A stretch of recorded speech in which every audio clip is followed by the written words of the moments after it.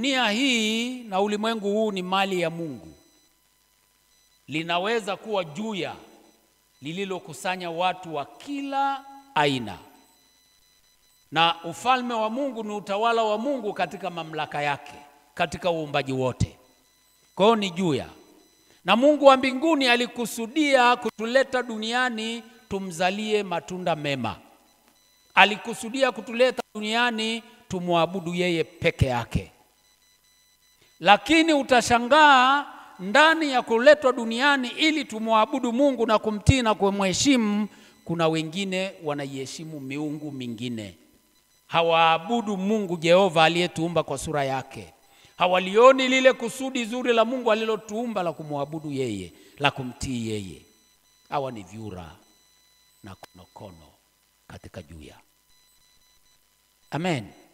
Hawa ni nani? Vyura na konokono katika juya. Mungu hakukusudia juya likusanye vyura na konokono na nyoka. Alikusudia likusanye samaki.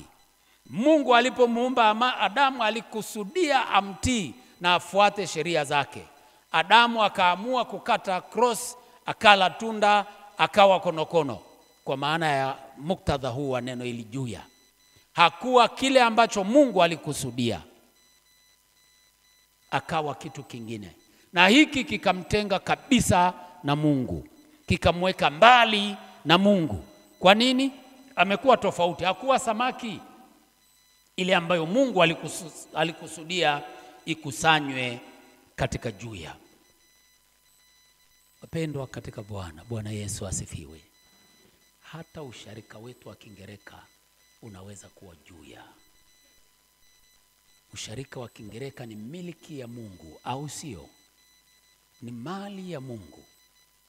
Na Mungu alikusudia kutuweka hapa tuwe wacha Mungu wake, tumtii yeye, tumwabudu yeye.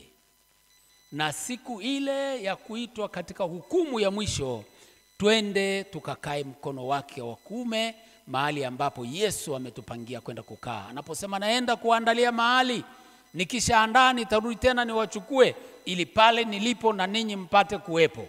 Kuwepo pale mbinguni itategemea sana jinsi ulivyoishi katika utakatifu hapa duniani. Sema amina. Amina kubwa basi. Usharika wa Kingereka nimesema nao ni nini? Ni juya. Limekusanya watu wa kila namna. Warefu kwa wafupi, weusi kwa weupe, macho makubwa kwa madogo. Hili nalo ni juya. Inawezekana ndani ya juya hili Kingereka wako mijusi na konokono. Yaani hawakai katika mpango wa Mungu.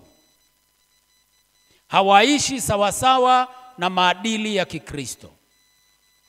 Hawaendani sawasawa na neno la Mungu. Hawa ni konokono tu waliochanganyika kwenye juya linalokusudiwa kuvua samaki.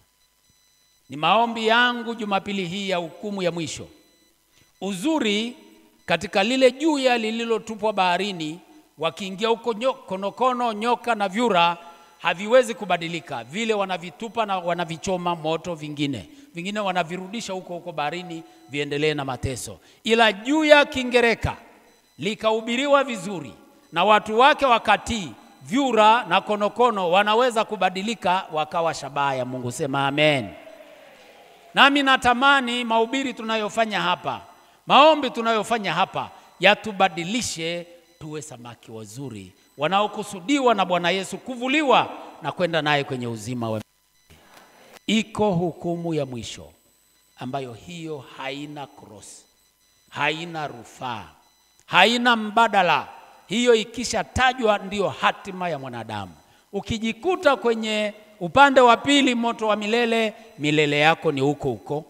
Ikikukuta kwa neema ya Mungu, maana tunaokolewa kwa neema, upande huu wa kuume ambao wanasema ni kondoo, uzima wa milele, milele yako yote pokea katika jina la Yesu.